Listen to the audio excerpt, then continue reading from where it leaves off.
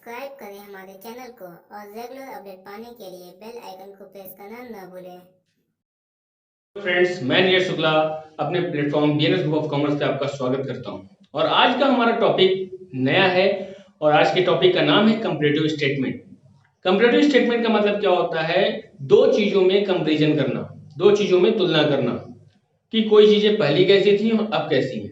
But हमारा जो यहाँ पे कंपेयर होगा वो किसका होगा? फाइनेंशियल स्टेटमेंट का होगा। फाइनेंशियल स्टेटमेंट मतलब कि बैलेंस शीट, और बैलेंस शीट से जो शेड्यूल 3 में होता है 2013 के अकॉर्डिंग उसका हम लोग कंपैरिजन करेंगे।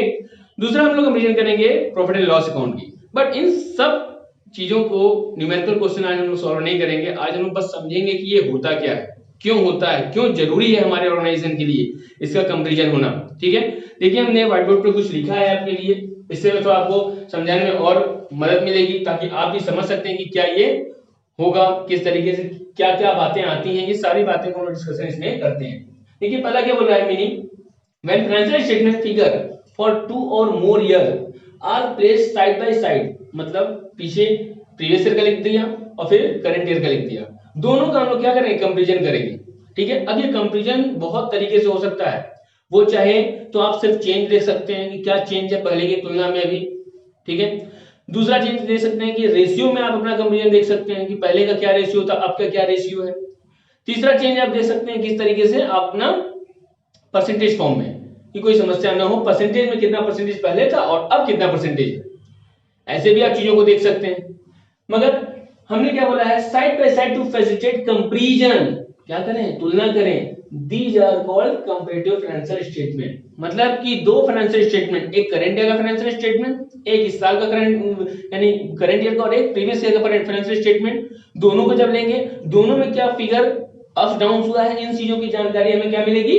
कंपैरेटिव स्टेटमेंट से मिलेगी। ठीक है, कुछ मैंने इसके की पॉइंट्स भी लिखे हैं। पहला की पॉइंट्स क्या है? Financial health of the business. सही बात है, कंपैरेटिव स्टेटमेंट अगर हम करते हैं तो हमको क्या पता चलता है कि फाइनेंस का हेल्थ क्या है हमारे यहाँ, जो हमारा जो बैलेंस शीट है उसका हेल्थ कैसी है। अब हेल्थ का मतलब ये मत सोचिएगा कि हमारा जो हेल्थ होता है वही होता है, हमारे में भी हेल्थ में यही चेंजेस होती है। आप जानते हैं हम लोग पीछे कैसे रहते हैं, मतलब वन डे पैसे पहले कैसे रहते हैं, वन डे आफ्टर देखते हैं आप बीमार पड़ जाते हैं, आप कुछ हो जाता है आपको, तो आप कहते हैं अरे लास्ट बार तो अच्छा था, इस समय क्या हो गया एक बैग, तो कुछ ना कुछ तो इश्यू हुआ होगा। वही कंपैरिजन, जो लास्ट डे से हम अपने कंपैरिजन करते हैं वही उसी को क्या करते हैं? कंपैरिजन करते हैं। यहाँ भी सेम है, फाइनेंस का हेल्थ क्या था, हमारे बिजनेस का हेल्थ कैसा था। लास्ट बार अगर हम ठीक ठाक शो कर रहे हैं तो हम इस बार ऐसे क्यों हो गए? अगर बढ़े हुए हैं तो क्यों बढ़े हैं, अगर घटे हैं तो क्यों घटे हैं। मतलब अगर हम बढ़िया हुए, अपने आप को स्मूथ किए, साउंड किए, तो कैसे हुआ, क्या हुआ, क्या चेंजेस मैंने किया, इन सब सारी चीजों की हमें जानकारी कंपैरेटिव स्टेटमेंट से मिलती है। दूसरा क्या है? ट्रेंड ऑफ द चेंज, आखिर इस चेंज का क्या ट्रेंड है। ठीक है, क्योंकि जब तक आप ट्रेंड नहीं समझेंगे कि आखिर क्या मैंने ऐसे किया कि जिसके कारण कि हमको ये चीजों का बदलाव देखने को मिला, कुछ अलग देखने को मिला। ठीक है, तीसरा है सोच strong point and weak point of the business. अब देखिए चेंज जब होगा तो चेंज जरूरी नहीं है कि हमेशा पॉजिटिव वे में ही हो, वो चेंज निगेटिव वे में भी हो सकता है।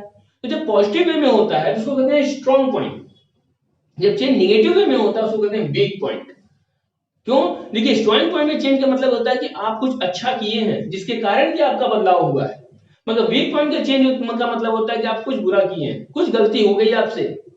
बुरा इन द सेंस दूसरी तरीके से मत लीजिएगा, इसका मतलब ये है कि आप कुछ गलतियां किए जिसके कारण कि आपको ये प्रॉब्लम हो गई। क्योंकि अगर आप अपना बिजनेस एक्सपेंड कर रहे हैं तो आपको कुछ स्टॉक वगैरह भी तो एक्सपेंड करने पड़ेंगे। अगर आप स्टॉक एक्सपेंड नहीं किए हैं तो आपका बिजनेस का अच्छे तरीके से चल पाएगा? कभी नहीं चल पाएगा भाई।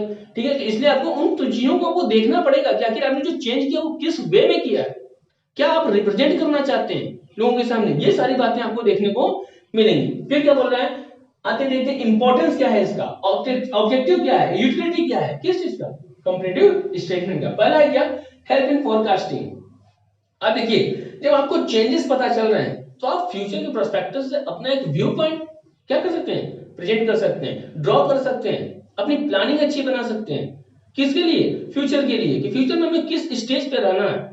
इन चीजों की जानकारी आपको तभी मिलेगी जब आप क्या करेंगे? अपने आप को कंपेयर करेंगे, किससे? पास्ट से। क्योंकि हमेशा कंपैरिजन क्या होता है? पास्ट से होता है, फ्यूचर से कभी कंपैरिजन नहीं होता। फ्यूचर के लिए हम लोग प्लान बनाते हैं। वही बात बोल रहा है कि help in forecasting, forecasting for the purpose of going on forever, ये वाली जो चीजें होती है वो यहाँ पे आपको दिखेंगी। दूसरा बोल रहा है make the data simpler and more understandable. Data को क्या करो, इतना ज्यादा इजी बना दो कि एक नॉर्मल पढ़ा लिखा इंसान भी समझ जाए कि हाँ क्या चेंजेस हुआ है। अब वो तभी होगा जब आप रेशियो के फॉर्म में देंगे, जब आप परसेंटेज के फॉर्म में देंगे कि हाँ लास्ट बार मेरा ऐसा था, इस बार मेरा ऐसा है। आप लोग भी ध्यान दिए होंगे, हम लोग जब पढ़ते हैं तो हम लोग को मार्कशीट मिलता है, कहां से, स्कूल की तरफ से, तो पता चलता है लास्ट बार हमारा क्या परफॉर्मेंस था। जो हाफ ईयरली और एनुअल वाला एग्जाम होता था, कुछ याद करिए पीछे जरा जा करके, तो आपको क्या होता था, एनुअल से आपका हाफ ईयरली से कंपेयर होता था। हाँ, हाफ ईयरली की तुलना में आपने क्या है, एनुअल में कुछ बढ़िया किया है, कुछ कमी रह गई, इसी कारण की ये चीजें हुई हैं। ठीक है, तो उसी तरीके से यहाँ भी क्या होता है, डाटा इतनी सिंपल हो जाता है, इतना नॉर्मल हो, इतनी इजी हो जाता है कि हर व्यक्ति इसको समझ जाता है। ठीक है, इतना अंडरस्टैंडेबल हो जाता है कि हर व्यक्ति इसको समझ सकता है। पहली बात तो ये इजी हो जाएगा और दूसरा समझने योग्य हो जाएगा, अंडरस्टैंड कर सकता है हर व्यक्ति, नॉर्मल व्यक्ति भी। ठीक है, नेक्स्ट आते हैं इंडिकेट द ट्रेंड। कैसा ट्रेंड है, पॉजिटिव ट्रेंड है, नेगेटिव ट्रेंड है, इन चीजों की जानकारी भी हमको मिल जाती है। ये भी इसका एक अलग इंपॉर्टेंस है। ठीक है, फिर आते हैं बोल रहे हैं indicate the strong point and weak point of the concern. आपका फर्म जो है कहां पे ज्यादा बेनिफिट दे रहा है, क्या अपने, अभी मैंने अभी थोड़ा देर पहले भी बात किया था कि अगर हम कैपिटल को इंक्रीज कर रहे हैं तो मेरा कैश भी इंक्रीज हुआ, तो हमको स्टॉक को भी तो इंक्रीज करना होगा ना, क्योंकि हम अपना बिजनेस जब एक्सपेंड करते हैं तभी तो कैपिटल को ज्यादा इंक्रीज कर रहे हैं। अगर कैपिटल इंक्रीज कर रहे हैं तो अब एक बात और ध्यान दिए होंगे, कहीं ऐसा तो नहीं कि हम कैपिटल लगाए तो सही मगर हम उसका अच्छा तरीके से यूटिलाइज नहीं कर पाए। और जब आप यूटिलाइज नहीं कर पाओगे ना तो आपका कैपिटल क्या हो जाएगा, एकदम बेकार हो जाएगा, कोई मतलब नहीं निकलता उसका। और वो चीजों को जानने के लिए आप अपने स्ट्रॉन्ग पॉइंट और वीक पॉइंट को देखोगे। तो मैंने जो चेंजेस किया है उसका क्या रिफंड मिल रहा है, क्या मेरा इसका फीडबैक मिल रहा है, ये सब सारी जानकारी आपको फाइनेंशियल यानी कंपैरेटिव स्टेटमेंट से मिल जाएगी। नेक्स्ट है compare the firm performance with the average performance of the industry.